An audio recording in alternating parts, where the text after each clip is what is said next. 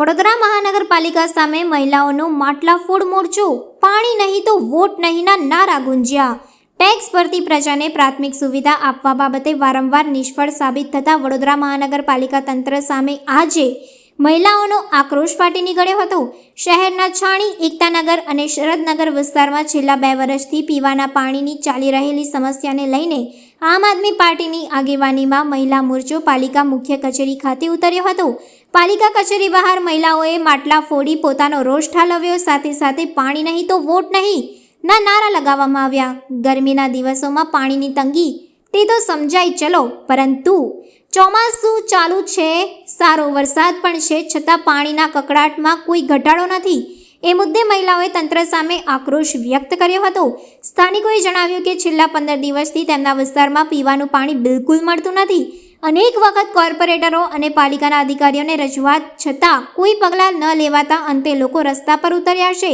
મહિલાઓ કમિશનર સમક્ષ રજૂઆત કરે તે પહેલાં જ મહાનગરપાલિકાના મુખ્ય ગેટ બંધ કરી દેવામાં આવતા વાતાવરણ તંગ બન્યું અને લોકોમાં વધુ રોષ ફાટી નીકળ્યો।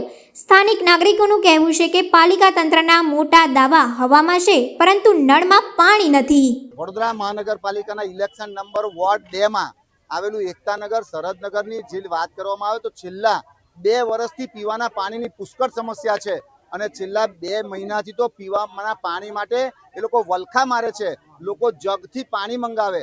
આવી પરિસ્થિતિનું નિર્માણ થાય અને આપણે સ્માર્ટ સિટીની વાતો કરીએ, અરે એનાથી વધારે દુઃખની બાબત તો એ છે કે શરદનગરની અંદર, એકતાનગરની અંદર હમણાં 1-2 મહિના પહેલાં જ ગંદુ પાણી આવવાના કારણે એક દીકરીએ પોતાનું જાન ગુમાવ્યો છે।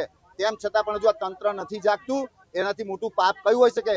એટલે આજે જનતાએ માટલા ફોડીને વિરોધ કર્યો છે ને આગામી દિવસોની અંદર ચૂંટણીનો પણ બહિષ્કાર કરશે। પાણી સાહેબ આવતું નથી 2 મહિનાથી પાણી નહીં આવતું। એમાં પાછું આવે તે માંડ થોડું પણ ગંદુ પાણી આવે, એટલે અમે ફરી શકીએ ના। પીવાનું પાણી અમે બહારથી ભરી લાવીએ અને નાવાનું જગ ભરીએ।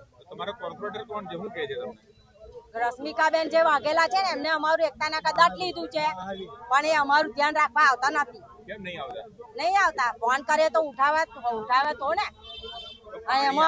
એમાં નથી આવતું જ નહીં, પાણી આવતું જ નથી।